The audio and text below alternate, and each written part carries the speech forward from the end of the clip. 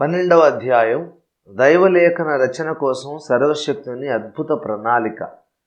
ఈ భూమి మీద పవిత్ర గ్రంథాలుగా మానవ సమాజం చేత గౌరవించబడుతున్న గ్రంథాలు ఎన్నో ఉన్నాయి. కానీ అవేవి పరిశుద్ధ బైబిల్ గ్రంథంతో సమానం కాదు. పరిశుద్ధ బైబిల్ గ్రంథం లాంటి గ్రంథం భూమి మీద ఇంకేదీ లేదు. బైబిల్ కంటే ముందు మెసొపొటేమియా గిల్గమేష్ పురాణం వ్రాయబడింది. బైబిల్ రచన ప్రారంభం కాకముందే భారతదేశంలో ఋగ్వేదం ఉంది. అవన్నీ చాలా గొప్ప గ్రంథాలే, కానీ అవేవి బైబిల్ గ్రంథంతో సమానం కాదు. ఇతర మతాల పవిత్ర గ్రంథాలను కించపరచాలని నా ఉద్దేశం కాదు. కానీ బైబిల్కున్న 2 ముఖ్య లక్షణాలు భూమి మీద ఏ ఇతర గ్రంథానికి లేవు అన్న విషయం మాత్రం ఎవరూ కాదనటానికి వీలు లేదు. ఈ నా ప్రకటన క్రైస్తవేతరులలో ఎవరికైనా బాధాకరంగా తోచవచ్చు. కానీ నేను ఈ గ్రంథాన్ని కేవలం క్రైస్తవుల కొరకే వ్రాస్తున్నాను. బైబిల్ యొక్క విశేషమేమీ లేదని నాతో వాదించి నిరూపించగోరేవారు నాతో నేరుగా వేరుగా సంప్రదింపులు జరపవచ్చు. ప్రస్తుత అంశానికి వస్తే, బైబిల్ని దేవుడు వ్రాయించిన విధానం ఒక వర్ణనాతీతమైన అద్భుతం. అసలు బైబిల్ను మించిన అద్భుతం ఏదీ భూమి మీద లేదు. బైబిల్ గ్రంథపు రచనా విధానం ఒక పరమాద్భుతం అని నేను ఎందుకు ప్రకటిస్తున్నానో వివరిస్తాను, చిత్తగించండి. ఒక ప్రత్యేక జనాంగ నిర్మాణం. క్రీస్తుపూర్వం దాదాపు 4000 ఏళ్ల క్రితం, అంటే నేటికి దాదాపు 6000 ఏళ్ల క్రితం, అప్పటికే అనేక లక్షల సంవత్సరాల వయస్సు కలిగి జల ప్రళయ కారణంగా సర్వనాశనమై నిరాకార శూన్య స్థితిలో ఉండిన భూమిని దేవుడు నివాసయోగ్య గ్రహంగా పునర్నిర్మాణం చేసి, ఆ భూమి మీద, అంటే నేడు మనం నివసిస్తున్న భూమి మీద నేలమట్టితో ఆదామును నిర్మించి ప్రస్తుత యుగాన్ని ఆరంభించాడు. ఆదాము అతని భార్య హవ్వ ఒక 100 సంవత్సరాలు దేవునికి లోబడి మహిమలో జీవించి ఆ తర్వాత అవిధేయులై పాపంలో పడిపోయి దేవునికి దూరమయ్యారు. అలా పతనమైన మూలపితరుల కారణంగా భూమి మీద మానవజాతి మొత్తం నిత్య నరకాగ్ని గుండంలో పడిపోక తప్పని పరిస్థితి ఏర్పడింది. అయితే ఈ మానవ జాతిని అలా నిత్య నాశనానికి అప్పగించేసి ఊరుకోకుండా వారిని మళ్ళీ తప్పకుండా విమోచించి దేవుని నిత్య మహిమకు వారసులుగా చేస్తానని దేవుడు ఏదెను తోటలోనే వాగ్దానం చేశాడు. తన ప్రణాళికను ప్రకటించాడు. అలా విమోచించే రక్షకునిగా తాను ఈ భూమి మీద ప్రకృతి నియమాలకు అతీతంగా పురుష ప్రమేయం లేకుండా ఒక కన్యక గర్భాన జన్మిస్తానని, ఆ అవతారంలో తాను మరణించి తిరిగి లేచి తన మరణం ద్వారా మనుష్య జాతికి నిత్యజీవం ఇస్తానని ఆయన వాగ్దానం చేశాడు. ఆదికాండం 3:15లోని ఆ వాగ్దానాన్ని నెరవేర్చడానికి, అంటే మానవజాతి విమోచకునిగా తాను భూమి మీద జన్మించడానికి అనువైన యోగ్యమైన ఒక జనాంగాన్ని, వారు నివసించడానికి ఒక దేశాన్ని ఏర్పాటు చేయాలని ఆయన తీర్మానించాడు. దేవుడు సర్వాంతర్యామి గనుక ఆయన లేని స్థలం లేనే లేదు గనుక ఒక ప్రత్యేక రూపాన్ని ఒక స్థలములో ప్రతిష్ఠించి ఆ స్థలంలో మాత్రమే దేవుడు ఉన్నాడని ప్రజలకు తప్పుడు అభిప్రాయాన్ని కలిగించే విగ్రహారాధన అంటే దేవునికి చాలా అసహ్యం, కోపం. విగ్రహారాధన చేయకూడదని దేవుడు బైబిల్లో పలుమార్లు ఖండితంగా ఆజ్ఞాపించాడు. అందుచేత దేవుడు తాను నరావతారం ఎత్తే దేశం విగ్రహారాధన లేని దేశం అయి ఉండాలని దేవుడు కోరుకున్నాడు. దేవుణ్ణి చూసే అంతరంగ నేత్రం పోగొట్టుకున్న ఆదాము పిల్లలు ఏదెను తోట నుండి బయటికి వచ్చిన మానవజాతి త్వరలోనే విగ్రహారాధన నేర్చుకున్నారు. ఒక విగ్రహారాధన మాత్రమే కాదు, సాతాను పరిపాలన క్రిందకు వెళ్ళిపోయిన మానవజాతి ఇంకా అనేక విధాల పాపకార్యాలను చేస్తూ దేవునికి అసహ్యంగా జీవించసాగారు. దేవునికి అసహ్యమైన విగ్రహారాధన చేస్తున్న ఒక కుటుంబంలో దేవుడు మనుష్య రూపుగా ఎలా జన్మిస్తాడు? తనకు అసహ్యమైన విగ్రహారాలను ఆరాధించే ఒక స్త్రీ స్థానాన్ని ఆయన ఎలా త్రాగుతాడు? శైశవ దశలో తనను ఎత్తుకొని కడిగి తనకు సపర్యలు చేసే ధన్యతను ఒక విగ్రహారాధికురాలికి దేవుడు ఎలా ఇస్తాడు? అది అసంభవం. అందుచేత సృష్టికర్త అయిన దేవుడు తాను భూమి మీద అవతరించడానికి యోగ్యమైన ఒక జాతిని, ఒక కుటుంబాన్ని నిర్మించుకోవాలి అని నిర్ణయించుకున్నాడు. అలా ఒక ప్రత్యేక జనాంగాన్ని నిర్మించుకోవాలి అంటే మానవ జాతిని దేవుడు అనేక జాతులుగా విడగొట్టాలి. ఏక కుటుంబంగా ఉండి అసహ్య కార్యాలు చేస్తున్న మానవ జాతిని అనేక జాతులుగా విడగొట్టడానికి దేవునికి ఒక న్యాయమైన కారణం కావాలి. ఆ న్యాయమైన కారణం దేవునికి బాబేలు గోపురం దగ్గర దొరికింది. దేవుడు బాబేలు గోపురం దగ్గర మానవ కుటుంబపు ఏక భాషను అనేక భాషలుగా విడగొట్టి తారుమారు చేసి మానవ జాతిని అనేక జాతులుగా విభజించి ఆయా జాతుల కోసం భూమిని విభజించి ఆయా దేశాల సరిహద్దులను ఆయన ఏర్పరిచాడు. నోవాహు పెద్ద కుమారుడైన షేము సంతతిలో నుండి హెబ్రీయులు అనే జాతి పుట్టారు. షేము వంశావళిలో ఏబేరు అనే వ్యక్తి పుట్టాడు. ఆ ఏబేరు సంతానములో నుండి అబ్రహాము పుట్టాడు. ఆదికాండం 10:16-26. ఈ ఏబేరు పేరును బట్టే హెబ్రీయులు అనే జాతి నామధేయం వచ్చిందని కొందరు సత్యవేద పండితుల అభిప్రాయం. ఆ హెబ్రీయులలో నుండి అబ్రహాము, ఇస్సాకు, యాకోబులు, వారిలో నుండి ఇశ్రాయేలు జనాంగం పుట్టారు. ఇశ్రాయేలు జనాంగం ద్వారా భూలోకములోని సమస్త వంశాలను ఆశీర్వదిస్తానని దేవుడు అబ్రహాముకు వాగ్దానం చేశాడు. ఇశ్రాయేలు జనాంగం ద్వారా లోకములోని సమస్త వంశాలను దేవుడు ఎలా ఆశీర్వదిస్తాడు? ఇశ్రాయేలు వంశంలో సర్వ మానవ జాతి కోసం రక్షకుడు పుట్టడం ద్వారా లోకమంతా దీవించబడుతుంది. రెండవదిగా దేవుని ప్రణాళికలను, ఆజ్ఞలను, ఆయన సందేశాన్ని మనకు అందించే దేవోక్తులను దేవుడు యూదు జాతి ప్రవక్తల ద్వారా రాయించాలని నిర్ణయించాడు. నిజమైన దేవోక్తులు, నిజమైన రక్షకుడు ఏ జాతిలో నుండి వస్తే ఆ జాతి లోకమంతటికి ఆశీర్వాదకరమైన జాతే కదా. ఈ విధంగా లోకమంతటి వెలుగునిచ్చే దేవోక్తులను అనగా లేఖనాలను ప్రపంచానికి అందించే జాతి, సర్వలోకానికి రక్షకుని అందించే జనాంగం అన్ని వైపులా ప్రజలను సమానంగా ఆకర్షించడానికి భూలోకంలో కేంద్ర ప్రదేశంలో ఉండాలి, నడిబొడ్డు లాంటి దేశంలో ఉండాలి. కనుక దేవుడు బాబేలు గోపురం దగ్గర జాతులను విడగొట్టినప్పుడే భూగోళం మీద నడిబొడ్డు లాంటి దేశాన్ని ఇశ్రాయేలీలకు కేటాయించాడు. ఇశ్రాయేలీలు కొంతకాలం ఐగుప్తు దేశంలో దాసులుగా ఉండి మళ్ళీ వచ్చి కనాను దేశాన్ని స్వాధీనపరుచుకునే సమయానికి ఎంతమంది ప్రజలు ఉంటారో ఆ జనాభా లెక్క దేవునికి ముందే తెలుసు గనుక ఇశ్రాయేలీల జనాభా లెక్క చొప్పున వారికి భూభాగాన్ని కేటాయించి ఆ ఇశ్రాయేలు జనాంగపు లెక్క చొప్పుననే ఇతర జనాంగాలు నివసించడానికి భూములను, దేశాలను కేటాయించాడు. మహోన్నతుడు నరజాతులను ప్రత్యేకించినప్పుడు ఇశ్రాయేలీల లెక్కను బట్టి ప్రజలకు సరిహద్దులను నియమించను అని బైబిల్ సెలవిస్తున్నది. ద్వితీయోపదేశకాండం 32:8. ఇశ్రాయేలీలు సర్వలోకానికి రక్షకుని అందించాలి గనక వాళ్ళను భూలోకానికి నట్టనడుమ దేవుడు నివసింపజేశాడు. అంతేకాదు, వాళ్ళు ప్రపంచానికి దేవోక్తులు కూడా అందించాలి గనక వారు మాట్లాడే భాష దేవోక్తుల రచనకు విశేషంగా ఉపయోగపడే భాష అయి ఉండాలని దేవుడు నిర్ణయించాడు. లేఖనాలను దైవాత్మవశులై వ్రాయబోతున్న ఇశ్రాయేలీలు హెబ్రీ భాష మాట్లాడితే మంచిదని దేవుడు భావించాడు. తన పరిశుద్ధ లేఖనాలు హెబ్రీ భాషలోనే మొదట వ్రాయబడాలని దేవుడు నిర్ణయించాడు. అందుచేత లేఖనాల రచన కోసం దేవుని చేత నియమించబడిన ఇశ్రాయేలు జనాంగం హెబ్రీ భాష మాట్లాడేటట్లు బాబేలు గోపురం దగ్గరే దేవుడు జాగ్రత్తలు తీసుకున్నాడు. నోవాహు పెద్ద కుమారుడైన షేము సంతతి వారు బాబేలు గోపురం దగ్గర నుండి చెదిరిపోయినప్పుడు వారు హెబ్రీ భాష మాట్లాడుతూనే చెదిరిపోయేలా దేవుడు వారి మస్తిష్కాలలో తన కార్యాన్ని జరిగించాడు. రక్షకుడు, లేఖనాలు భూమధ్య ప్రదేశం నుండే రావాలి. ఆ దేశంలోని ప్రజలు హెబ్రీ భాషే మాట్లాడుతూ ఉండాలి. అందుచేత అబ్రహాము సంతతి అయిన ఇశ్రాయేలు ప్రజలు హెబ్రీ భాష మాట్లాడుతూ భూమధ్యపురములో నివసించేలా దేవుడు చర్యలు తీసుకున్నాడు, ఏర్పాట్లు చేశాడు. ఇంతకు లేఖనాలను వ్రాయించడానికి దేవుడు హెబ్రీ భాషనే ఎందుకు ఎన్నుకున్నాడు? హెబ్రీ భాషలోనే దేవోక్తులను రాయించాలని దేవుడు ఎందుకు నిర్ణయించాడు? యూదునికి కలిగిన గొప్పతనమేమి? ప్రతి విషయమునందు అధికమే. మొదటిది, దేవోక్తులు యూదుల పరము చేయబడను అంటున్నది రోమా 3:1 లేఖనం. దేవోక్తులు యూదుల పరము చేయబడును అంటే మానవ జాతికి దేవోక్తులను అందించే పని యూదులకు అప్పగించబడును అన్నమాట. ఎందుకు యూదులే ఈ పని చేయగలరు? యూదులు మాట్లాడిన భాషలో దేవోక్తులను రచింపజేస్తే దాని వలన దేవునికి కలిగిన సౌలభ్యం ఏమిటి, సౌకర్యం ఏమిటి? బి, జగమొండి అవిశ్వాసులను మెడలు వంచి నమ్మించే నిరూపణ.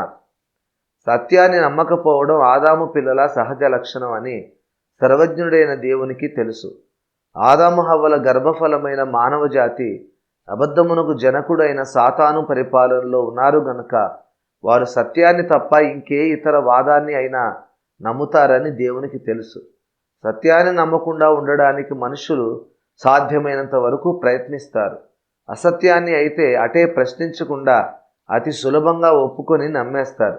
కానీ సత్యం ఎదురైతే దాన్ని నమ్మకుండా ఉండడానికి తమ సాయశక్తులా ప్రయత్నిస్తారు, పోరాడతారు. ఇది సత్యం అని, ఇది మాత్రమే సత్యం అని నేను ఎందుకు నమ్మాలి?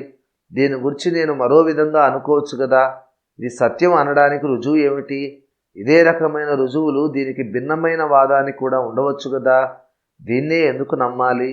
మరో వాదాన్ని ఎందుకు నమ్మకూడదు?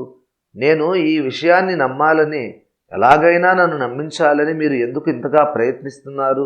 ఏదో లాభాన్ని ఆశించి మీరు ఈ వాదాన్ని ఇంతగా ప్రచారం చేస్తున్నారని నేను ఎందుకు అనుకోకూడదు? ఒక లాభాన్ని ఆశించి ఒకవేళ మీరు ఈ ప్రచారాన్ని చేస్తూ ఉంటే మీ స్వార్థానికి నేనెందుకు సహకరించాలి? ఇదేదో గొప్ప సత్యం అని మీరు అంటున్నారు, కానీ ఈ విషయాన్ని అసలు ముందు మీకు ఎవరు చెప్పారు? వాళ్ళకు కూడా ఏదో స్వార్థం ఉండొచ్చు కదా. వాళ్ళ స్వార్థానికి నేనెందుకు సహకరించాలి? ఇప్పుడు నేను సత్యాన్ని నమ్మకపోతే నీకేమిటి నష్టం? ఎందుకు ఇంతగా మీరు ప్రయాసపడుతున్నారు? నువ్వు సత్యాన్ని నమ్మకపోతే నీకే నష్టం అంటావా? సత్యాన్ని నమ్మకపోతే నాకు ఎదురవుతుందని మీరు చెబుతున్న ప్రమాదం నిజంగానే ఉన్నదని నమ్మకం ఏమిటి? నీ వాదాన్ని నేను నమ్మేలా నన్ను బలవంతం చేయటానికి మీరు నన్ను బెదిరిస్తూ ఉన్నారని నేను అనుకోవచ్చు కదా. సత్యాన్ని నేను నమ్మకపోతే నాకు ఎదురయ్యే ప్రమాదం ఏమిటో దాన్ని ఇప్పుడే నా కళ్ళకు చూపించండి. ఇలా ఆలోచిస్తారు, ఇలాగే వాదిస్తారు అపవాది ఆధీనంలో ఉన్న మనుషులు. అదే ఒక మానవ కల్పిత వాదాన్ని, సత్యం కాని విషయాన్ని నమ్మవలసి వస్తే మాత్రం దానికి ఇంత వ్యతిరేకత ఉండదు. మనుషుల్లో అధిక శాతం అసలు ఎదురు ప్రశ్నలు వేయకుండానే నమ్ముతారు. మనుషుల్లో కొందరు తామేదో సత్యాన్వేషకులమని పోజులు కొట్టడానికి ఏవో 4 ప్రశ్నలు వేస్తారు. ఇంకా జవాబు దొరకని ప్రశ్నలు వందల కొద్దీ మిగిలిపోయినా వాటిని ప్రక్కన పెట్టి తాము నమ్మాలనుకున్న విషయాన్ని నమ్మేస్తారు. సత్యాన్ని నమ్మవలసి వచ్చినప్పుడు మాత్రం ఇంకా జవాబు దొరకకుండా కొన్ని ప్రశ్నలు మిగిలిపోయాయి కదా, వాటికి కూడా సమాధానాలు దొరికిన తర్వాత చూద్దాం అంటూ తప్పించుకుంటారు. కానీ అసత్యాన్ని నమ్మాలనుకున్నప్పుడు మాత్రం దొరకని జవాబుల సంగతి మనకెందుకు? ఏవో కొన్ని ప్రశ్నలకు జవాబులు దొరికాయి గనుక ఈ వాదనను నమ్మేద్దాం అంటూ ముందుకు దూకేస్తారు. ఇది అపవాది స్వాధీనములో ఉన్న మనుష్య జాతి మనస్తత్వం. మనుష్యుల హృదయ రహస్యాలను, అంతరింద్రియాలను క్షుణ్ణంగా ఎరిగిన దేవునికి మానవ హృదయాలలోని ఈ దుర్మార్గపు వైఖరి తెలుసు కదా. అందులోనూ అంత్యదినాల్లో మనుషుల్లో జ్ఞానం అధికమవుతుంది. ఆ జ్ఞానాన్ని అంతటినీ అవిశ్వాసం కొరకే, అంటే సత్యాన్ని నమ్మకుండా ఉండడం కొరకే ఉపయోగిస్తారు. శాస్త్రీయ విజ్ఞానం, సాంకేతిక పరిజ్ఞానం, ఖగోళ శాస్త్ర విజ్ఞానం, అంతరిక్ష యానాలు అభివృద్ధి చెందిన ఈ దినాలలో మనుష్యులను నమ్మించడానికి మామూలు నిరూపణలు సరిపోవు అని సర్వశక్తునికి తెలుసు. బైబిల్లో ఏ స్థలాల పేర్లైతే ఎత్తి చెప్పబడ్డాయో ఆ పేర్లు కలిగిన స్థలాలు ఈనాటికి భూమి మీద ఉన్నాయి. అవే పేర్లతో పిలువబడుతున్నాయి. కనుక బైబిల్ సత్యగ్రంథం అని అందరూ నమ్మవలసిందే అని కొందరు బోధకులు వాదిస్తూ ఉంటారు. బైబిల్లోని ఏదేను, బాబేలు, యెరూషలేం, బెత్లెహేం, గొలగతా కొండ, ఒలీవల కొండ ఇత్యాది స్థలాలు ఈనాటికి అవే పేర్లతో పిలువబడుతూ ఉన్నాయి. కనుక బైబిల్ సత్యగ్రంథం, బైబిల్ చెబుతున్న యేసు సత్యదేవుడు అని ఈ బోధకుల వాదన. అలాగైతే అయోధ్య అనే స్థలం ఈనాటికి ఇండియాలో ఉంది కనుక రామావతారం నిజంగా జరిగిందని, శ్రీరాముడు సత్యదేవుడని క్రైస్తవులు నమ్ముతారా మరి?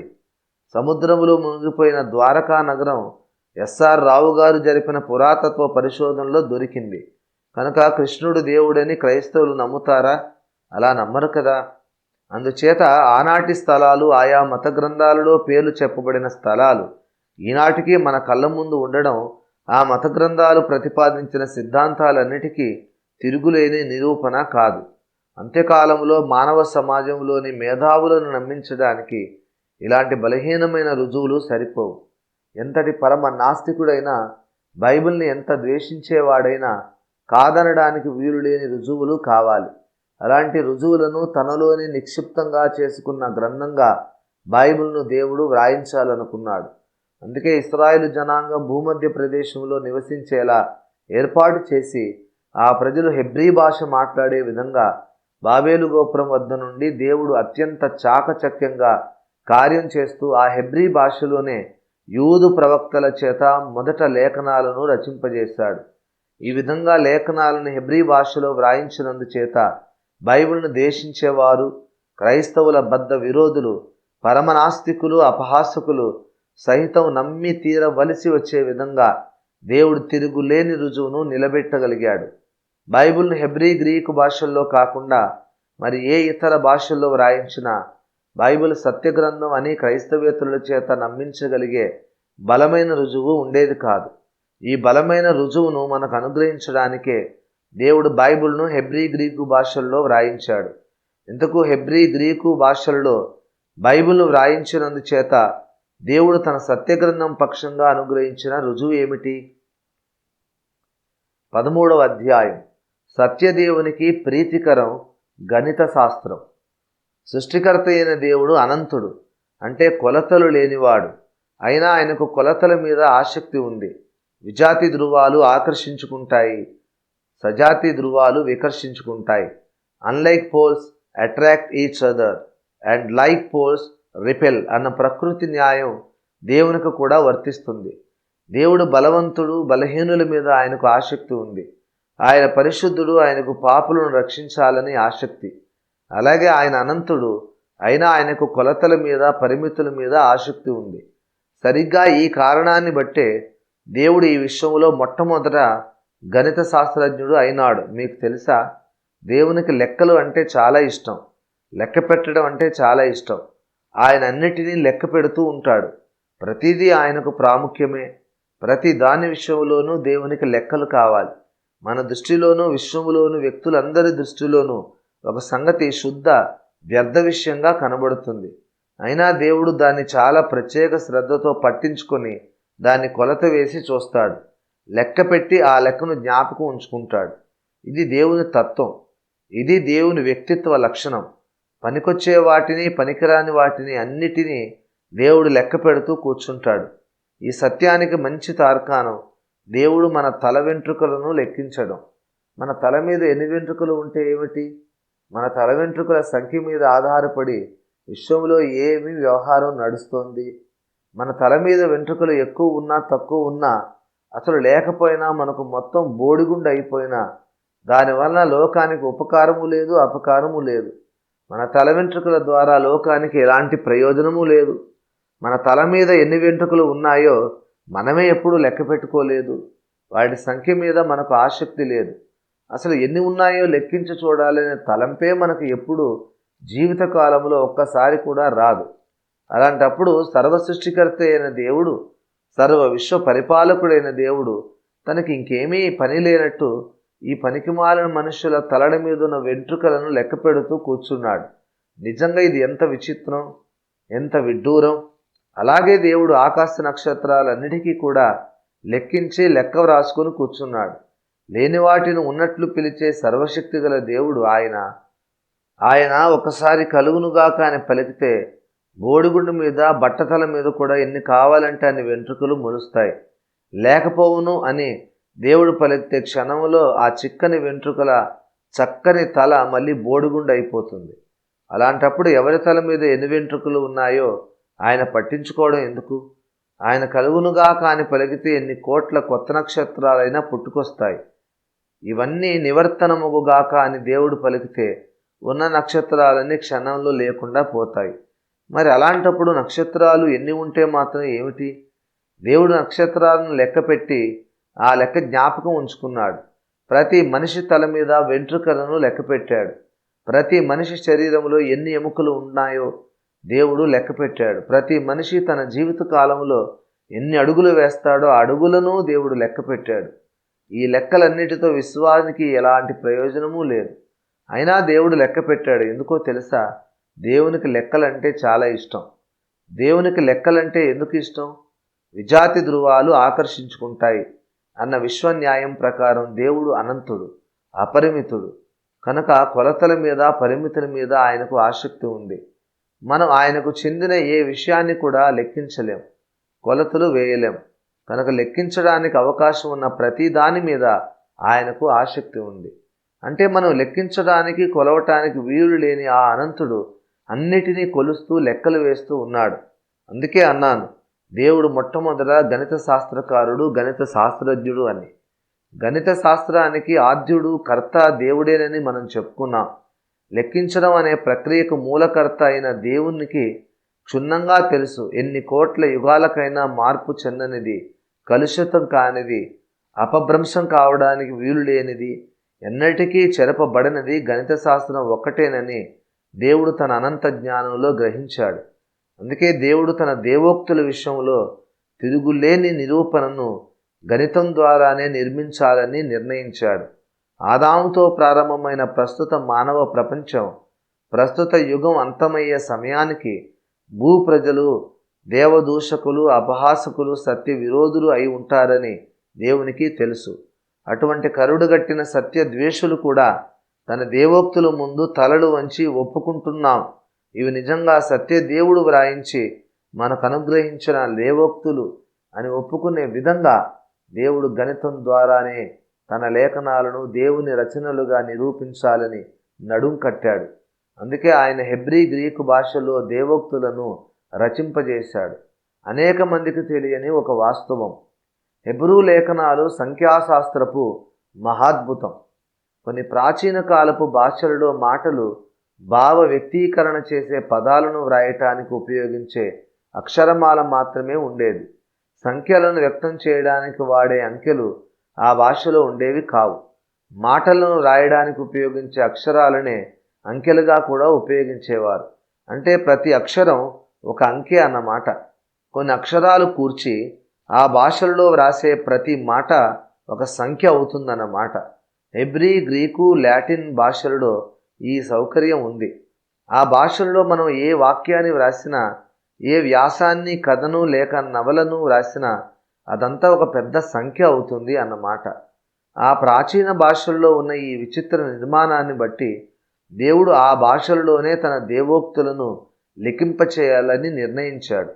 నిజానికి తన దేవోక్తులను అసమానమైన, అనితర సాధ్యమైన అద్భుత అంతర్గత నిర్మాణంతో వ్రాయించే ఉద్దేశంతోనే దేవుడు బాబేలు గోపురం దగ్గర భాషలు తారుమారు అయినప్పుడు అక్షరాలే అంకెలుగా కలిగిన భాషలను సృష్టించాడు. అంత్యకాలపు అపహాసక మానవ లోకానికి తిరుగులేని సాక్ష్యాధారంతో బైబిలే అసలు సిసలైన దైవ లేఖనమని నిరూపించి చూపించడానికి దేవుడు హెబ్రీ, గ్రీకు భాషలలో దేవోక్తులను రచింపజేశాడు. అలా హెబ్రీ, గ్రీకు, అరామేయిక్ భాషల్లో బైబిల్ను రచింపచేయడం ద్వారా దేవుడు అద్భుతమైన తన గణిత శాస్త్ర నైపుణ్యాన్ని మన ముందు ప్రత్యక్షపరిచాడు. మానవ జాతిలోని అతి గొప్ప మేధావులలో కూడా సాధ్యం కాని అనేక గణిత శాస్త్ర విన్యాసాలను దేవుడు ప్రదర్శించాడు. బైబిల్ను దేవుడు మొదట హెబ్రీ, గ్రీకు, అరామేయిక్ భాషలతో రచింపజేసినప్పటికీ ఆ భాషల్లోనే బైబిల్ను చదవాలని ఆయన ఎలాంటి నియమాన్ని విధించలేదు. ఖురాన్ షరీఫ్ విషయంలో ఇస్లాం ధర్మంలో అలాంటి నియమం ఉంది. అల్లాహ్ పరలోకం నుండి అరబిక్ భాషలోనే అనుగ్రహించాడని, కాబట్టి మనం అరబిక్ భాషలో చదివితేనే ఖురాన్ షరీఫ్ చదివినట్లు అవుతుందని ముస్లిం సోదరులు ప్రగాఢంగా విశ్వసిస్తారు. ఖురాన్ షరీఫ్ కూడా అనేక భాషలలోనికి అనువదించబడింది అన్నమాట వాస్తవమే. అయితే ఇతర భాషల్లోని అనువాదాలు ఏవి ఖురాన్ కాజాలవని, వాటిని ఖురాన్ అని పిలవకూడదని, ఆ అనువాదాలను ఖురాన్ యొక్క భావము, the meaning of the holy Quran అని మాత్రమే పిలవాలని ముస్లిం సోదరులు నమ్ముతారు.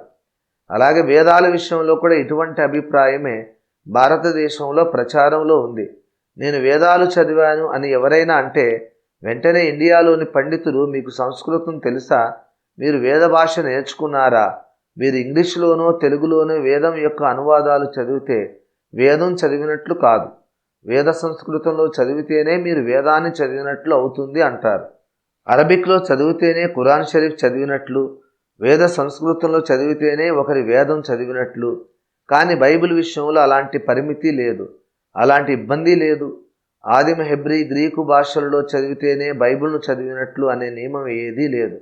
బైబిల్లోని సందేశం ప్రతి మానవునికి నేరుగా అందించాలని, అందుబాటులో ఉంచాలని బైబిల్ రచయిత అయిన సృష్టికర్త ఆశించాడు.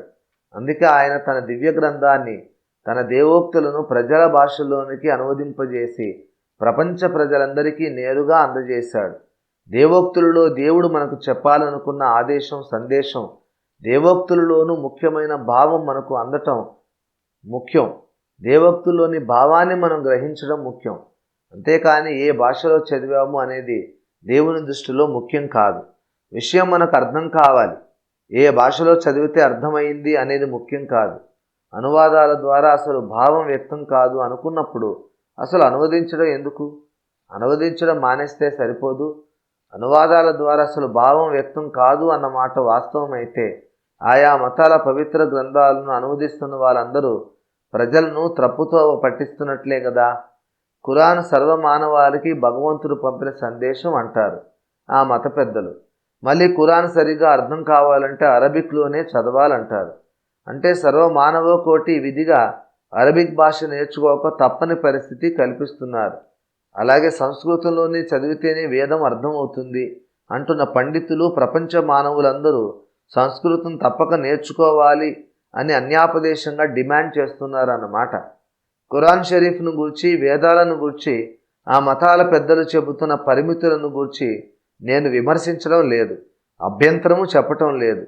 అయితే పరిశుద్ధ బైబిల్ గ్రంథం విషయంలో అలాంటి పరిమితులు ఏవీ లేవు అని మాత్రం నేను ఇక్కడ విన్నవిస్తున్నాను. పరిశుద్ధ బైబిల్ గ్రంథం అర్థం కావాలంటే మనమందరము తప్పకుండా హెబ్రీ, గ్రీకు భాషలు నేర్చుకోవాలని నియమం ఏమీ లేదు అని మాత్రమే నేను ఇక్కడ స్పష్టం చేస్తున్నాను. హెబ్రీ, గ్రీకు భాషలను బాగా నేర్చుకొని ఆ భాషలో బైబిల్ చదివితే ఏ సత్యం అర్థమవుతుందో, ఏ సత్యం మన కళ్ళ ముందు గోచరిస్తుందో, మనం తెలుగు భాషలో బైబిల్ చదివిన అక్షరాల అదే సత్యం మనకు గోచరిస్తుంది. బైబిల్లోని దైవ సందేశాన్ని మనం అర్థం చేసుకోవడానికి అయితే హెబ్రీ, గ్రీకు భాషలు నేర్చుకోనక్కర్లేదు. అయితే అసలు బైబిల్ దేవుని గ్రంథమే కాదని, అది మానవ జ్ఞానంతో రాయబడిన ఒక సాధారణ గ్రంథం అని వాదించేవారు, బైబిల్కు విరోధంగా పోరాడేవారు ఎవరైనా ఉంటే బైబిల్ 100% దైవ ప్రేరిత రచన అని సాక్ష్యాధారాలు పొందాలంటే వారు హెబ్రీ, గ్రీకు భాషలను గూర్చి కనీస పరిజ్ఞానం సంపాదించాలి. బైబిల్ మనకు ఏం చెబుతున్నదో తెలుసుకోవాలంటే మనం మన భాషలో బైబిల్ చదువుకుంటే చాలు. కానీ ఆ మాటను మనకు చెప్పిన వాడు సాక్షాత్తు పంచభూతాల సృష్టికర్తయ్యేనని, ఆ సర్వజ్ఞుడు తప్ప వేరెవరూ ఈ మాట మాట్లాడలేరని మనం నిర్ద్వందంగా గ్రహించాలంటే మాత్రం మూల భాషల్లో దేవుడు తన లేఖనాలను రాసిన విధానాన్ని పరిశీలించి చూడక తప్పదు. ఏ నరమానవునికి సాధ్యం కాని గణిత శాస్త్ర విన్యాసాలను దేవుడు మూల భాషలోని లేఖనాల్లో పొందుపరిచాడు. మానవ జాతిలోని మేధావులు, శాస్త్రజ్ఞులు అందరూ కలిసి అహోరాత్రులు తమ జీవిత కాలమంతా శ్రమించిన అటువంటి గణిత శాస్త్ర విన్యాసాలతో ఒక్క అధ్యాయాన్ని కూడా వ్రాయలేరు. 14వ అధ్యాయం బైబిల్ సంఖ్యాశాస్త్రం. పరిశుద్ధ లేఖనాల రచనలో సర్వశక్తిగల దేవుడు ప్రదర్శించిన అద్భుత గణిత శాస్త్ర విన్యాసాలను ప్రప్రథమంగా త్రవ్వి వెలికి తీయడానికి దేవుడు డాక్టర్ ఇవాన్ ప్యానిన్ అనే రష్యన్ గణిత శాస్త్రజ్ఞుడిని సాధనంగా వాడుకున్నాడు. ఇవాన్ ప్యానిన్ రష్యాలో జన్మించినప్పటికీ తన పరిశోధనల సౌకర్యం కోసం ఆ తర్వాత కాలంలో అమెరికా వెళ్ళి స్థిరపడ్డాడు. బైబిల్లోని గణిత శాస్త్రపరమైన, సంఖ్యాశాస్త్రపరమైన అద్భుతమైన అమరికను పూర్తిగా అధ్యయనం చేయడానికి డాక్టర్ ఇవాన్ ప్యానిన్ 40 సంవత్సరాలు అకుంఠిత దీక్షతో కృషి చేశాడు, శ్రమించాడు. ఆ విశేష పరిశోధన ఫలితంగా డాక్టర్ ఇవాన్ ప్యానిన్ బైబిల్లోని సంఖ్యాశాస్త్ర విన్యాసాలను, అద్భుతాలను, అనితర సాధ్యమైన అమరికలను వందల కొలదిగా కనుగొన్నాడు. డాక్టర్ ఇవాన్ ప్యానిన్ గారే బైబిల్ న్యూమరిక్స్, బైబిల్ సంఖ్యాశాస్త్రం అనే ఒక విశేష అంశాన్ని గుర్చిన పరిజ్ఞానానికి ఆద్యుడు. బైబిల్ సంఖ్యాశాస్త్రం అనే అద్భుత వైజ్ఞానిక విషయం ఒకటి ఉంది అని ప్రపంచానికి చాటి చెప్పిన మహనీయుడు డాక్టర్ ఇవాన్ ప్యానిన్. 1932వ సంవత్సరంలో డాక్టర్ ప్యానిన్ గారు అమెరికా దేశంలో బైబిల్ న్యూమరిక్స్ అనే పేరుతో ప్రచురించిన వ్యాసం వేదాంత విద్యా ప్రవీణులను దిగ్భ్రాంతికి గురి చేసింది. ఈ విషయం నమ్మశక్యం కానంత ఆశ్చర్యంగా ఉంది అన్నారు ప్రపంచంలోని వేదాంత పండితులు. ఆ తర్వాత అనేక మంది పరిశోధకులు ఇవాన్ ప్యానిన్ గారి నుండి స్ఫూర్తిని పొంది తమకు సాధ్యమైనంత వరకు పరిశోధనలు చేశారు. పరిశోధనాత్మక వ్యాసాలను, గ్రంథాలను ప్రచురించారు. కానీ ఎంతమంది ఎన్ని విషయాలను ప్రచురించినా ఆ పరిశోధకులందరికీ మూల పురుషుడు, పితామహుడు డాక్టర్ ఇవాన్ ప్యానిన్ గారే. అందరికీ స్ఫూర్తి, మార్గదర్శక దీపం డాక్టర్ ఇవాన్ ప్యానిన్ గారి రచనలే. డాక్టర్ ఇవాన్ ప్యానిన్ గారు కనుగొన్న వందల కొలది గణిత శాస్త్ర, సంఖ్యాశాస్త్ర అద్భుతాలను నేను ఇక్కడ మళ్ళీ పూర్తిగా ఎత్తి చెప్పడం ప్రస్తుత గ్రంథ పరిధిలోని విషయం కాదు. ఆ విషయాలన్నీ ఇక్కడ చెబితే అనవసరంగా గ్రంథం విస్తరిస్తుంది. అందుచేత ఇవాన్ ప్యానిన్ గారు బయట పెట్టిన బైబిల్ సంఖ్యాశాస్త్ర అద్భుతాలను పూర్తిగా ఇక్కడ మీ ముందు ఎత్తి చూపడం లేదు. కానీ కొంతవరకైనా ఈ అంశం యొక్క ప్రాముఖ్యత, గాంభీర్యం మీకు అర్థం కావటం కోసం కొన్ని విషయాలను మీ ముందు ప్రస్తావిస్తాను, చిత్తగించండి. పరిశుద్ధ బైబిల్ గ్రంథంలో దేవుడు కొన్ని భావాలను వ్యక్తపరచడానికి కొన్ని సంఖ్యలను లేక అంకెలను కేటాయించాడు. ఆ భావాన్ని ఎప్పుడు వ్యక్తం చేయాలనుకున్నా దేవుడు ఆ అంకెనే ఉపయోగించాడు. ఈ విషయం మనకు తెలిసినదే. ఈ సత్యానికి చక్కటి నిరూపణ అందరికీ తెలిసిన ఒక ఉదాహరణ 7 అనే సంఖ్య. 7 అనే సంఖ్యకు అర్థం సంపూర్ణత లేక పరిపూర్ణత అని మనకు తెలుసు. 7 అంటే పరిపూర్ణతకు గనుక గొర్రెపిల్లకు, యేసుక్రీస్తుకు 7 కన్నులు 7 కొమ్ములు ఉన్నాయని లేఖనం చెప్పడం మనకు తెలుసు. ప్రకటన గ్రంథంలో 7 దీపస్తంభాలు, 7 బూరలు, 7 ఉగ్రతాపాత్రుడు, దేవుని 7 ఆత్మలు, దేవుని చేతిలో అని మర్మ గ్రంథం మీద 7 ముద్రలు, 7 ఉరుములు, 7 సంఘముల దూతలు, ఇలా ఎన్నో విషయాలను 7 అనే సంఖ్య ద్వారా దేవుడు వ్యక్తపరుస్తూ ఉన్నాడు. ఈ సామాన్య ప్రజలకు సైతం తెలిసిన ఒక ప్రపంచ విఖ్యాత ఉదాహరణ మాత్రమే. ఇలాగే ఇంకా ఎన్నో సంఖ్యలు లేక అంకెలు బైబిల్ గ్రంథంలో అర్థవంతంగా ఉపయోగించబడ్డాయి. ఒకచోట ఒక సంఖ్యను ఒక భావంతో దేవుడు ఉపయోగిస్తే ఇక బైబిల్లోని మిగతా అన్ని గ్రంథాలలోనూ అన్ని భాగాలలోనూ అదే సంఖ్య అదే భావంతో వాడబడుతుంది. మర్చిపోకండి, ఇంతా చేస్తే బైబిల్ అంతా ఒకే మనిషి చేత వ్రాయబడిన గ్రంథం కాదు. 40 మంది ప్రవక్తలు వ్రాశారు. వాళ్ళందరూ ఒకే చోట కూర్చుండి కూడబలుక్కొని వ్రాయలేదు. ఆ ప్రవక్తలలో చాలామందికి ఒకరితో ఒకరికి ముఖపరిచయం కూడా లేదు. అయినా వారందరి రచనల్లో అవే సంఖ్యలు అదే భావంతో ఉపయోగించబడ్డాయి.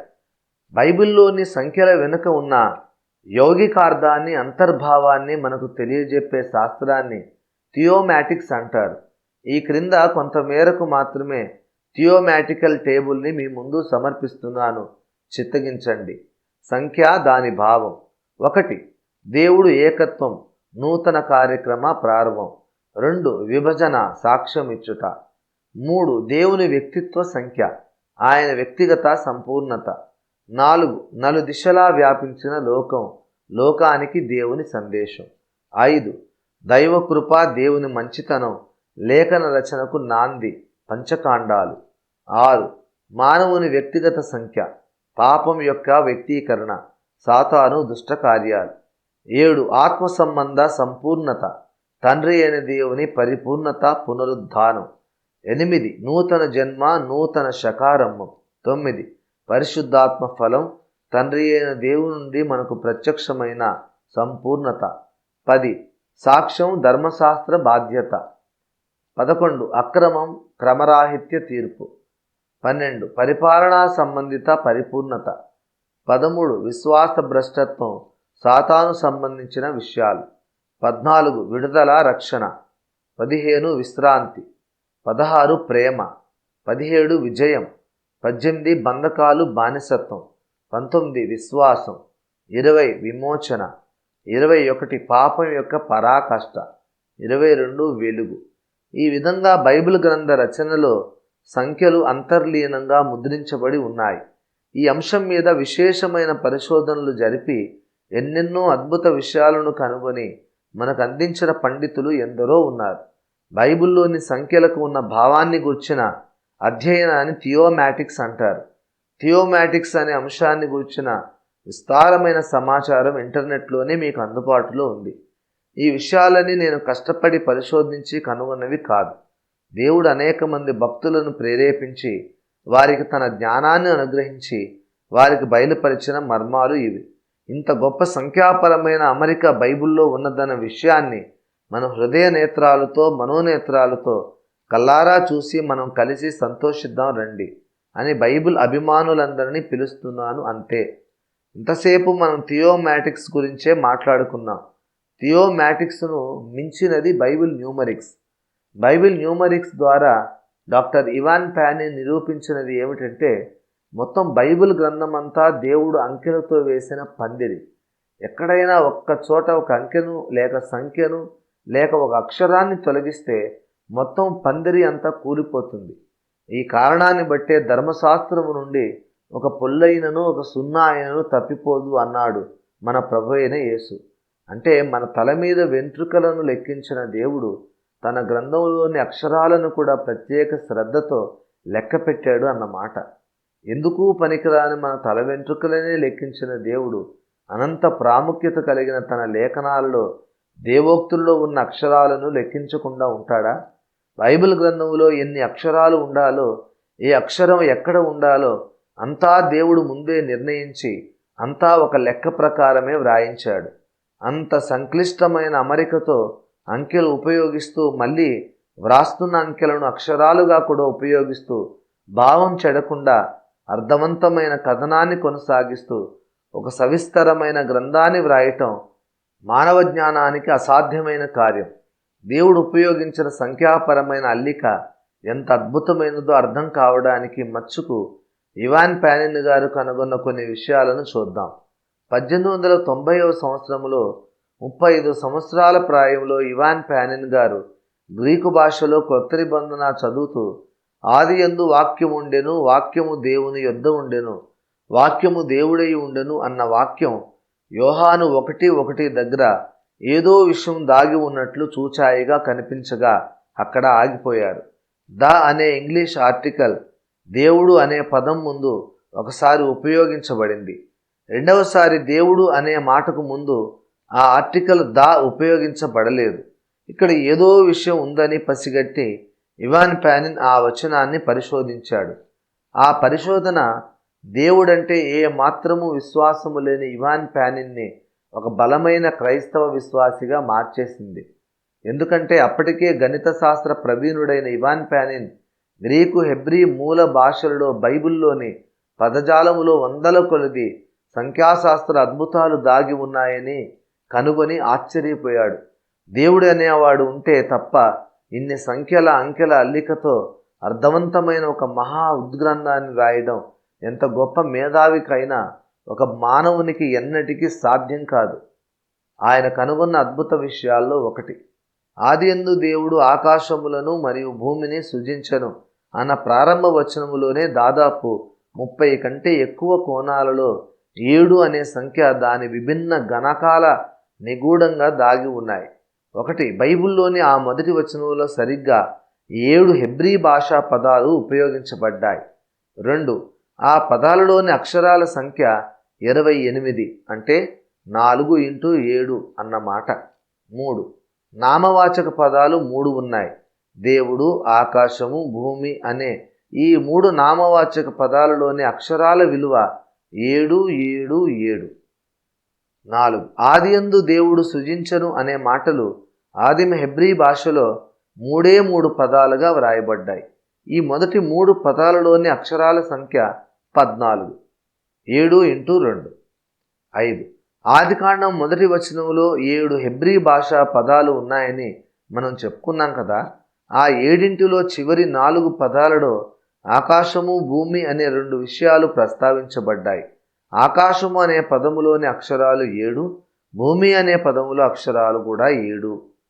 6, ఆ మొదటి వచనంలో దేవుడు అనే పదం అతి ప్రాముఖ్యమైనది. ఆకాశము, భూమి అనే పదాలు ప్రాముఖ్యమైనవి.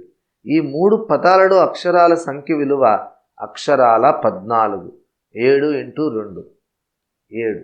ఆ ప్రథమ వచనంలో మొత్తం పదాలు 7 గనక ఆ వచనానికి సరిగ్గా మధ్యలో ఉండే ఒక పదం 4వ పదం. అది ఆ వాక్యములో అతి చిన్న పదం. ఆ పదములోని అక్షరాలు 7. ఆ మధ్య పదములోని ఎడమవైపు అంటే దాని తర్వాత పదం కూడా 7 అక్షరాలే ఉన్నాయి. 8, ఆ కేంద్ర పదానికి కుడివైపున ఉన్న మాటల్లో కూడా సరిగ్గా 7 అక్షరాలే ఉన్నాయి. ఈ సంఖ్యాశాస్త్రపు అల్లికలు మూల భాషలోని బైబిల్లో నిగూఢంగా దాచబడి ఉన్నాయి. హెబ్రీ భాష తెలిసిన పాఠకుడైనా యథాలాపంగా చదువుతూ వెళ్ళిపోతే ఈ విషయాలను గమనించలేడు. కాస్త దృష్టి పెట్టి తరచి పరిశోధించి చూస్తే ఈ విషయాలు ప్రత్యక్షమవుతాయి. అలాగే క్రొత్త నిబంధన గ్రంథంలోనికి వస్తే యేసు వంశావళి కథనంలో కూడా ఈ 7 అనే సంఖ్య అల్లుకుపోయి ఉంది. మత్తయి సువార్త 1వ అధ్యాయంలోని మొదటి 17 వచనాలు యేసుక్రీస్తు వంశావళిని మనకు తెలియజేస్తూ ఉన్నాయి. ఆ 17 వచనాల్లో కూడా 2 ప్రత్యేక విభాగాలు ఉన్నాయి. మొదటి వచనం నుండి 11వ వచనం వరకు ఒక భాగం, 12 నుండి 17 వరకు రెండవ భాగం అని చెప్పుకోవచ్చు. ఈ 7 విభాగాలలో కూడా మనకు మతి పోగొట్టేంత ఆశ్చర్యమైన సంఖ్యాపరమైన అమరికలు, అల్లికలు ఎన్నో ఉన్నాయి. ఒకటి, మొదటి 11 వచనాల్లో ఉన్న గ్రీకు భాషా పదాలు అక్షరాల 49, అంటే 7x7 అన్నమాట. ఇక్కడ ఒక విషయాన్ని పాఠకులు జాగ్రత్తగా గమనించాలి. ఆ వచనాల్లో మొత్తం 49 మాటలే ఉన్నాయని మనం చెప్పుకోవడం లేదు. ఇవాన్ పానిన్ గారు చెప్పినది ఏమిటంటే, ఒక పదం అదే భాగంలో మళ్ళీ మళ్ళీ వాడబడవచ్చు. అలాంటప్పుడు అదంతా ఒక పదంగానే మనం పరిగణించవలసి ఉంటుంది. మళ్ళీ ఇంకొక పదం దొరికినప్పుడు అది రెండవ మాటగా లెక్క వేసుకోవాలి. అవసరాన్ని బట్టి అదే పదం ఎన్నిసార్లైనా వాడవచ్చు. అవన్నీ కలిపి ఒకటిగానే మనం పరిగణించాలి. వీటిని వొకాబ్యులరీ వర్డ్స్ అంటారు. ఇక్కడ మనం చెప్పుకుంటున్న విషయం ఏమిటంటే, మత్తయి సువార్త మొదటి 11 వచనాల్లో 49 వొకాబ్యులరీ వర్డ్స్ ఉన్నాయి. 2, ఆ 49 మౌలిక పదాలలో ఉన్న అక్షరాల సంఖ్య 266, 7x38. 3, ఈ మౌలిక పదాల్లోని 266 అక్షరాలలో శబ్దజనకమైన అక్షరాలు అనగా ఓవెల్స్ సరిగ్గా 140 ఉన్నాయి, 7x20. అలాగే ఈ 266 అక్షరాల్లో కాన్సోనెంట్ అక్షరాలు 126, అంటే 7x18 ఉన్నాయి. 4, ఈ 49 మూల పదాలలో ఒక ఓవెల్తో ప్రారంభమయ్యే మాటల సంఖ్య సరిగ్గా 28, అంటే 7x4. కాన్సోనెంట్తో ప్రారంభమయ్యే మాటల సంఖ్య 21, 7x3. 5, ఈ 49 గ్రీకు మూల పదాలలో నామవాచక పదాలు సరిగ్గా 42, అంటే 7x6. నామవాచకాలు కాకుండా ఇతర పదాల సంఖ్య ఖచ్చితంగా 7. 6, ఆ మొదటి 11 వచనాల్లోని ఆ 42 నామవాచక పదాల్లో ఉన్న సర్వనామ పదాలు 35, 7x5. 7, నామవాచక పదాలు కూడా 7.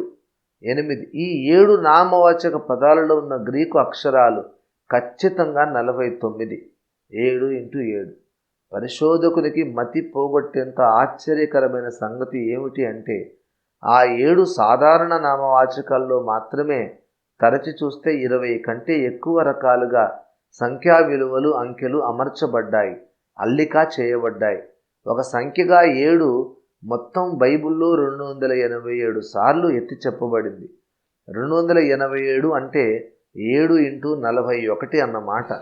7 అంతలు అనే మాట బైబిల్లో 7 సార్లు వ్రాయబడింది. 70 అనే సంఖ్య 56 సార్లు వ్రాయబడింది.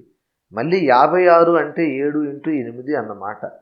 ఇలా చెప్పుకుంటూ పోతే కొన్ని వేల సంఖ్యాపరమైన అద్భుతాలు మీ ముందు ఆవిష్కరించవలసి ఉంటుంది. అంత సవిస్తరంగా బైబిల్ న్యూమరిక్స్ విషయం చర్చించి నిరూపించడం ప్రస్తుత గ్రంథ పరిధిలోని విషయం కాదు.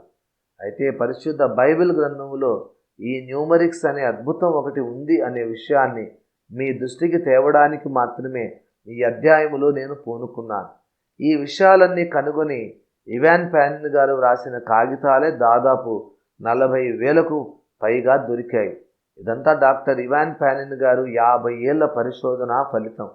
సర్వశక్తిగల దేవుడే ఇవాన్ పానిన్ గారిని ప్రేరేపించి, బలపరిచి, అవసరమైన సామర్థ్యాన్ని ఇచ్చి ఈ బృహత్తర కార్యాన్ని పూర్తి చేయించాడు.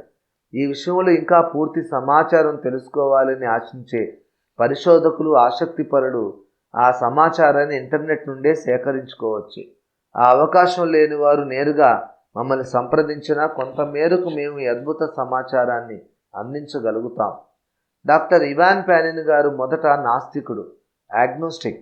ఆయన తాను కనుగొన్న ఈ అద్భుత విషయాన్ని బట్టే దేవుడు ఉన్నాడు అని ఒప్పుకున్నాడు. అనంత జ్ఞాని అయిన దేవుడు ఒకడు ఉన్నాడు అనడానికి అసలైన రుజువు ఈ భూమి మీద బైబిల్ గ్రంథం ఉండటమే. దేవుడు ఉన్నాడు అనే రుజువు ఏమిటి అని నాస్తికులు ప్రశ్నిస్తూ ఉంటారు. దేవుడు ఉన్నాడు అనడానికి ఎన్నో రుజువులు ఉన్నాయి. అన్నిటికంటే గొప్ప రుజువు, తిరుగులేని రుజువు బైబిల్ గ్రంథమే. బైబిల్ అనే ఒక అద్భుత గ్రంథం ఈ భూమి మీద ఉన్నది అంటే తప్పకుండా అనంత జ్ఞానం కలిగిన దేవుడు ఉండి ఉండాలి. తన జ్ఞానానికి పరిమితులు లేని అనంత మేధావి ఒకడు ఉండకపోతే బైబిల్ వ్రాయబడే అవకాశమే లేదు. సర్వశక్తి కలిగిన దేవుడు పూనుకుని వ్రాయించకపోతే ఇంత అద్భుతమైన సంఖ్యాశాస్త్రపు అల్లికలతో, అంకెల అమరికతో ఇంతటి విస్తీర్ణం కలిగిన ఉద్గ్రంథాన్ని వ్రాయటం ఏ మానవుడు వ్రాయలేదు. మానవ ప్రపంచంలోని మేధావులందరూ కలిసికట్టుగా వచ్చిన బైబిల్లోని ఒక అధ్యాయాన్ని కూడా వ్రాయలేరు. అది అసంభవం.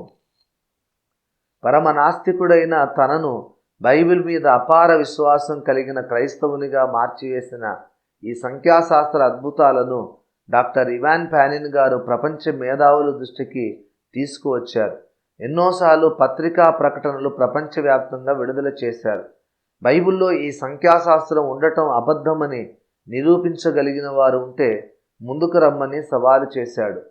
ఒక్కరంటే ఒక్కరు కూడా ముందుకు రాలేదు.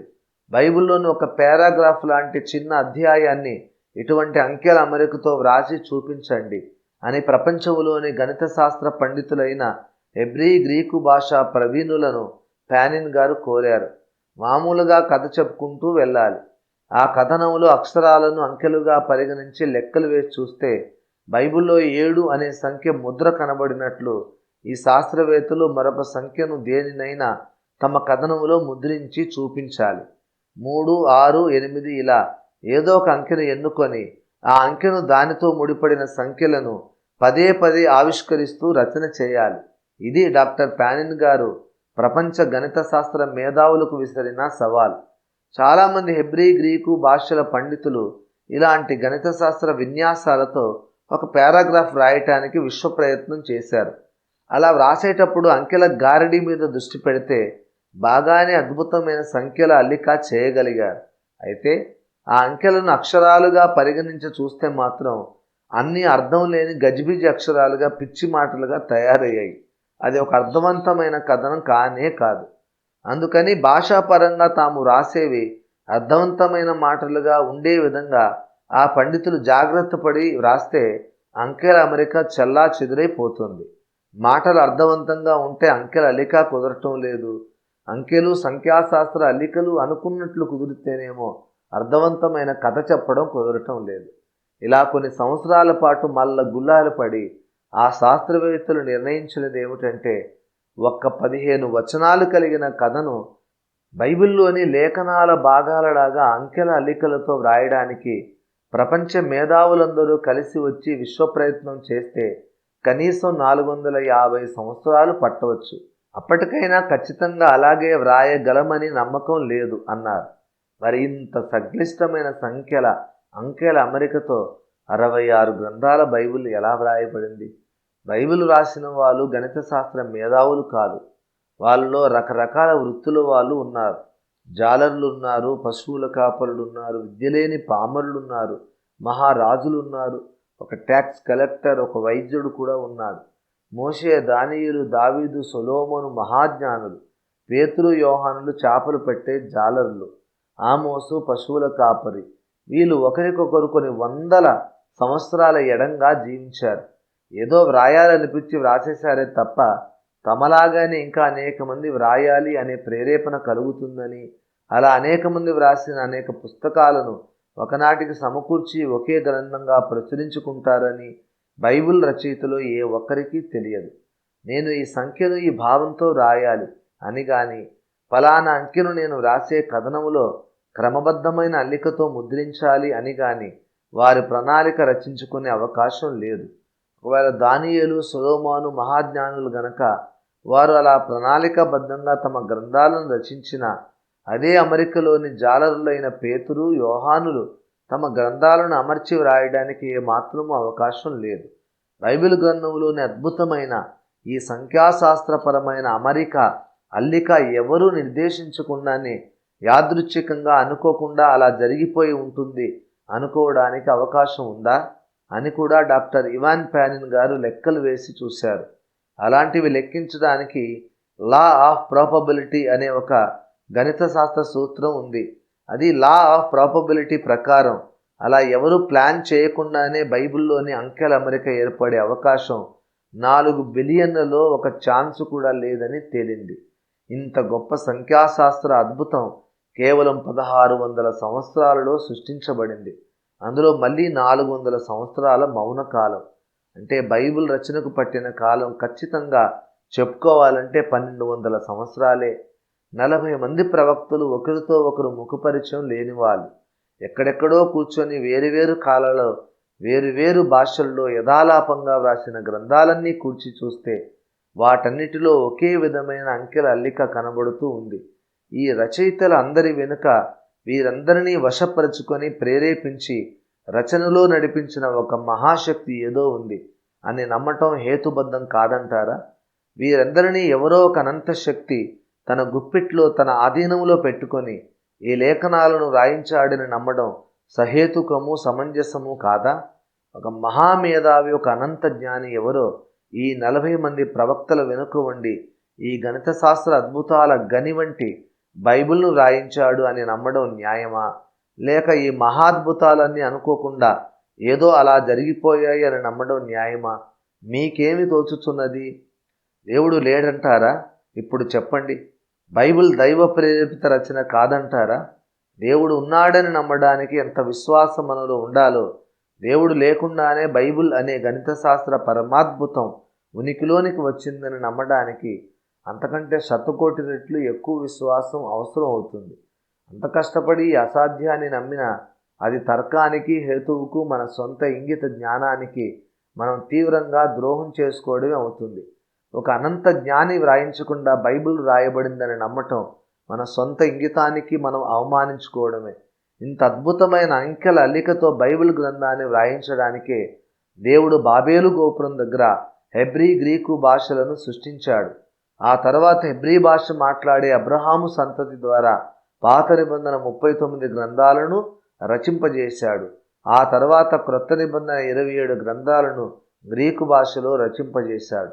యేసు రక్షకుని అవతారం, శిలువ యజ్ఞం, పునరుద్ధానం జరిగిన తర్వాత ప్రపంచ సామ్రాజ్య చక్రవర్తిని ప్రేరేపించి పండిత సభను ఏర్పాటు చేయించి ఆ సర్వశక్తి గల దేవుడే ఈ 66 గ్రంథాలే లేఖనాలు నేను మీకు అనుగ్రహించిన దేవోక్తులని నిర్దిష్టంగా నిర్వచించి తన పరిశుద్ధ లేఖనాలను మనకు అనుగ్రహించాడు.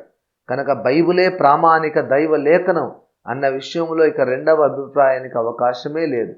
దేవుడు ఉన్నాడు అనేది తిరుగులేని వాస్తవం. అలాగే ఈ భూమి మీద వ్రాయబడిన గ్రంథాలన్నిటిలో పరిశుద్ధ బైబిల్ గ్రంథం ఒకటి మాత్రమే నిజమైన దైవ గ్రంథం అనేది కూడా ఎవరూ కాదనలేని రెండవ వాస్తవం. దేవుడు ఒక్కడే. ఇది అందరూ ప్రశంసిస్తూ ఆమోదించే ప్రకటన. భూమి మీద బైబిల్ గ్రంథం ఒకటి మాత్రమే అసలైన సిసలైన ప్రామాణిక దైవ గ్రంథం అనేది ఇతర మతాల భక్తులు కాక క్రైస్తవులు మాత్రమే మహా సంతోషంగా అంగీకరించే సత్యం. అయితే ఆ ఏకదేవుడు అనుగ్రహించిన ఏకైక ప్రామాణిక గ్రంథంలో ఉన్న బోధ, సిద్ధాంతం కూడా ఒక్కటే అన్నది ఈనాడు క్రైస్తవ సమాజం అంతా తెలుసుకోవలసిన అతి ప్రాముఖ్యమైన సత్యం. భూమి మీద ఈనాడు అసంఖ్యాకమైన విభిన్నమైన సిద్ధాంతాలు, బోధలు ఉన్నాయి అనేది మనం ఎరిగిన నిజం. అయితే బైబిల్లో మాత్రం ఈ సిద్ధాంతాలన్నీ లేవు. ఏదో ఒక సిద్ధాంతం మాత్రమే ఉంది. బైబిల్లో ఉన్న ఆ అసలైన సత్య సిద్ధాంతం ఏమిటో మనం తెలుసుకోవాలంటే, ఆ బోధ మనకు దొరకాలంటే బైబిల్ని సరైన విధంగా వ్యాఖ్యానించడం మనం నేర్చుకోవాలి. బైబిల్ గ్రంథం ఒక మామూలు పుస్తకం కాదు. అది అసమానమైన దైవ గ్రంథం. భూమి మీద గొప్ప గొప్ప గ్రంథాలు ఎన్నైనా ఉండవచ్చు, కానీ అవేవి బైబిల్తో సమానం కావు. వాటిని బైబిల్తో పోల్చడానికి కూడా వీలు లేదు. అటువంటి బైబిల్ను వ్యాఖ్యానించడం అనేది ఆషామాషీ వ్యవహారం కాదు. చాలా జాగ్రత్తగా బైబిల్ని వ్యాఖ్యానించాలి. దేవుడు నియమించిన పద్ధతి ప్రకారమే బైబిల్ని వ్యాఖ్యానించాలి. వ్యాఖ్యానించవలసిన ఆ పద్ధతి ఏమిటో నిర్ణయించి, నియమించి, ముద్రించి ఆ ప్రమాణ వాక్యాన్ని దేవుని శిష్యులకు అప్పగించే పనిని దేవుడు క్రీస్తుకు పూర్వం 750 సంవత్సరాల క్రితం యెషయా ప్రవక్తకు అప్పగించాడు. యెషయా మీద ఉండిన అభిషేక తైలం ఈనాడు దిగివచ్చి ఆ ప్రమాణ వాక్యాన్ని సిద్ధపరిచి ఈనాడు క్రీస్తు శిష్యులకు అప్పగిస్తోంది. క్రీస్తు శిష్యులారా, ప్రమాణ వాక్యాన్ని స్వీకరించండి, ఈ ప్రమాణ వాక్యం ప్రకారం బోధించండి, జీవించండి, లేకపోతే మీకు అరుణోదయం కలగదు. అంటే నీతి సూర్యోదయాన్ని మీరు మిస్ అవుతారు. 15వ అధ్యాయం. లేఖన విభజన అత్యవసరం. దేవుని ఎదుట యోగ్యునిగాను, సిగ్గుపడనక్కర్లేని పనివానిగాను, సత్యవాక్యమును సరిగా ఉపదేశించువానిగాను, అనగా సరిగా విభజించువానిగాను నేను నీవే దేవునికి కనపరుచుకొనుటకు జాగ్రత్త పడుము అని తన ఆధ్యాత్మిక కుమారుడైన తిమోతికి హితోపదేశం చేశాడు అపోస్తలుడైన పౌలు. 2వ తిమోతి 2:15. బైబిల్ని వ్యాఖ్యానించే పద్ధతులను గురించి మనం ఈ గ్రంథంలో నేర్చుకుంటున్నాం. బైబిల్ని మనం సరిగ్గా వ్యాఖ్యానించగలగాలంటే బైబిల్లోని దేవుని స్వరాన్ని మనం వినాలి. అంటే అసలు బైబిల్లోని లేఖనాలన్నీ ఏకీభవించి ముక్త కంఠంతో చెబుతున్న సందేశాన్ని, ఉపదేశాన్ని మనం వినాలంటే మొట్టమొదట లేఖనాలను మనం విభజించాలి. సత్యవాక్యాన్ని సరిగ్గా విభజించాలి అన్న పౌలు భక్తుని హెచ్చరిక ప్రపంచంలో క్రైస్తవ బోధకులందరికీ సుపరిచితమే. ఆ వాక్యం తెలియని క్రైస్తవ బోధకుడు కానీ, నాయకుడు కానీ ఈ లోకంలో లేడని నా నమ్మకం. నిజంగా రక్షణ పొంది దేవుని సేవకు దేవుని చేతనే పిలువబడి బైబిల్తో కనీస పరిచయం ఉన్న దైవజనులందరికీ ఈ వాక్యం పరిచితమే. దాదాపు క్రైస్తవ నాయకులు, బోధకులు ఈ వాక్యాన్ని ఎన్నోసార్లు ఎత్తి చెప్పిన వాళ్ళే. అయితే ఈ విభజించడం అనే మాటను మనం అర్థం చేసుకోవాల్సిన అవసరం ఉంది. లేఖనాలను విభజించాలి అనే ఆదేశాన్ని అనేక విభిన్న కోణాలలో మనం అమలు చేయాలి. అంటే లేఖనాలను ఎన్నో విధాలుగా మనం విభజించాలి అన్నమాట. మొట్టమొదట లేఖన పరిశోధకులు గ్రహించవలసిన విషయం, లేఖనాలన్నీ ఒకే కోవకు చెందినవి కావు. మనం నడిచే భూమి అంతా మట్టి అని మనం అనుకుంటాం, కానీ ఆ మట్టి అంతా ఒకే రకమైనదే కాదు కదా. భూమిలో ఉన్న మట్టి కొన్ని చోట్ల ఇసుక పర్రగా ఉంటుంది, మరికొన్ని చోట్ల ఎర్రని మన్ను ఉంటుంది, మరికొన్ని చోట్ల నల్ల మన్ను ఉంటుంది, మరికొన్ని చోట్ల బంకమన్ను ఉంటుంది. రేగడి మన్ని అని మనం పిలుచుకునే సారవంతమైన మట్టి కొన్ని చోట్ల ఉంటుంది. వ్యవసాయదారుడు తాను దున్నుతున్న భూమి ఏ రకమైనదో తెలుసుకొని ఉండాలి. ఒక్కొక్క రకమైన మట్టిలో ఒక్కొక్క రకమైన పంట ఆరోగ్యవంతంగా ఎదుగుతుంది, ఫలిస్తుంది.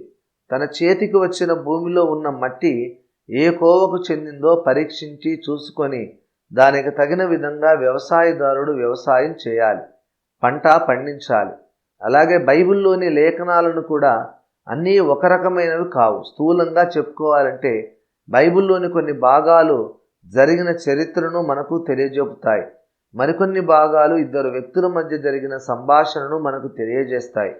కొన్ని భాగాలు ఆయా వ్యక్తుల జీవిత చరిత్ర విభాగాలు, కొన్ని లేఖన భాగాలు ఉపమానాలు, మరికొన్ని భాగాలు కావ్య గ్రంథాలు. కావ్య గ్రంథాలలోనూ ఉపమాన భాష ఉంటుంది కనుక కావ్య గ్రంథాలకు ఇతర గ్రంథాలలోని ఉపమాన విభాగాలకు ఒకే రకమైన వ్యాఖ్యాన పద్ధతి అన్వయించవలసి ఉంటుంది. కొన్ని లేఖన భాగాలు జరగబోతున్న విషయాలను మనకు ముందుగా తెలియజేసే గ్రంథాలు, వీటిని ప్రవచన విభాగాలు అంటారు. ఇది స్థూల విభజన అని నేను చెప్పాను. సూక్ష్మంగా విభజించాలంటే కావ్య గ్రంథాలలో కూడా గతకాలపు చరిత్ర చెప్పబడుతుంది. ఆ గ్రంథాలలో కొన్ని చోట్ల జరగనున్న భవిష్యత్ సంభవాలు కూడా చెప్పబడతాయి.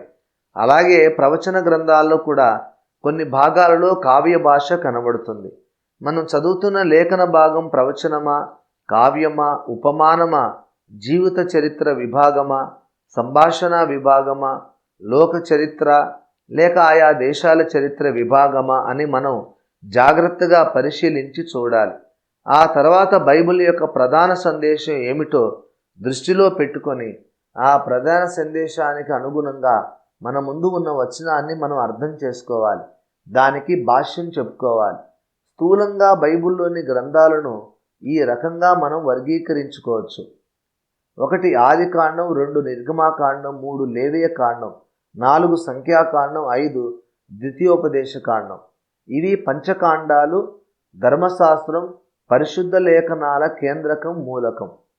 6 యెహోషువ, 7 న్యాయాధిపతులు, 8 రూతు, 9 సమూయేలు మొదటి గ్రంథం, 10 సమూయేలు రెండవ గ్రంథం, 11 రాజుల మొదటి గ్రంథం, 12 రాజుల రెండవ గ్రంథం, 13 దినవృత్తాంతముల మొదటి గ్రంథం, 14 దినవృత్తాంతముల రెండవ గ్రంథం, 15 ఎజ్రా, 16 నెహెమ్యా, 17 ఎస్తేరు.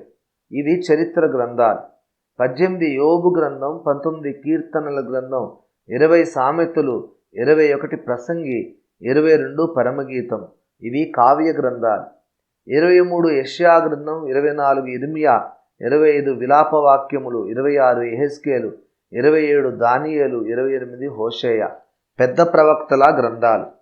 29 యోవేలు, 30 ఆమోసు, 31 ఓబద్యా, 32 యోనా, 33 మీకా, 34 నహూము, 35 హబక్కూకు, 36 జెఫన్యా, 37 హగ్గై, 38 జకరియా, 39 మలాకి. ఇవి చిన్న ప్రవక్తల గ్రంథాలు. 40 మత్తయి సువార్త, 41 మార్కు సువార్త, 42 లూకా సువార్త, 43 యోహాను సువార్త. ఇవి యేసుక్రీస్తు జీవిత చరిత్ర గ్రంథాలు. 44 అపోస్తుల కార్యాలు.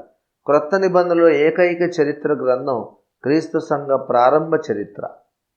45 రోమియులకు రాసిన పత్రిక, 46 మొదటి కొరింథీయులకు రాసిన పత్రిక, 47 రెండవ కొరింథీయులకు పత్రిక, 48 గలతీయులకు పత్రిక, 49 ఎఫెసీయులకు పత్రిక, 50 ఫిలిప్పీలకు పత్రిక, 51 కొలస్సీయులకు పత్రిక, 52 మొదటి దెస్సలోనికైలకు పత్రిక, 53 రెండవ దెస్సలోనికైలకు పత్రిక, 54 మొదటి తిమోతి పత్రిక, 55 రెండవ తిమోతి పత్రిక, 56 తీతుకు పత్రిక, 57 ఫిలెమోనుకు పత్రిక, 58 హెబ్రీయులకు పత్రిక, 59 యాకోబు పత్రిక, 60 మొదటి పేతురు, 61 రెండవ పేతురు, 62 మొదటి యోహాను, 63 రెండవ యోహాను, 64 మూడవ యోహాను పత్రిక, 65 యూదా పత్రిక. ఇవి క్రీస్తునందు రక్షింపబడిన విశ్వాసులకు ప్రవర్తనా నియమావళి. 66 ప్రకటన గ్రంథం. ఇది క్రీస్తు రెండవ రాకడ సంభవముల ప్రత్యక్షతా గ్రంథం. దేవోక్తుల రచనకు ముగింపు. భూమి మీద దైవ సత్య ప్రత్యక్షతకు అద్భుత పరాకాష్ట. ఇది పరిశుద్ధ లేఖనాల స్థూల విభజన, వర్గీకరణ. మొదటి పరిశోధన కోసం మనం ఎన్నుకున్న గ్రంథం ఏ కోవలో గ్రంథమో నిర్ధారించుకున్న తర్వాత మనం చదువుకున్న లేఖన భాగం ఏ కోవలోనికి వస్తుందో చూడాలి. 1 ధర్మశాస్త్రం, 2 చరిత్ర, 3 కావ్యం, 4 ప్రవచనం, 5 ఉపమానం, 6 వ్యక్తి జీవిత చరిత్ర ఆర్ బయోగ్రఫీ, 7 వ్యక్తుల మధ్య సంభాషణ. ఈ విధంగా లేఖనములో వర్గాలను గుర్తించిన పిమ్మట ఆ లేఖనం మనతో ఏం మాట్లాడుతున్నదో, ఏ సందేశాన్ని మనకు ఆ లేఖన భాగం అందిస్తున్నదో చూడాలి. ప్రతి వచనాన్ని జాగ్రత్తగా విభజించాలి, తర్కించాలి, ప్రశ్నించాలి, కార్యకరణాలను తరిచి చూడాలి. ఆ విధంగా మనం లేఖన స్వరాన్ని విని దేవుడు ఈ లేఖనం ద్వారా నాతో ఈ విధంగా మాట్లాడుతున్నాడు అని ఒక నిశ్చితాభిప్రాయానికి రావాలంటే, మనం అనుకున్నది, మనం విన్నది నిజంగా దేవుని స్వరమై ఉండాలంటే మనం ఈ క్రింది వ్యాఖ్యాన సూత్రాలను ఖచ్చితంగా పాటించాలి.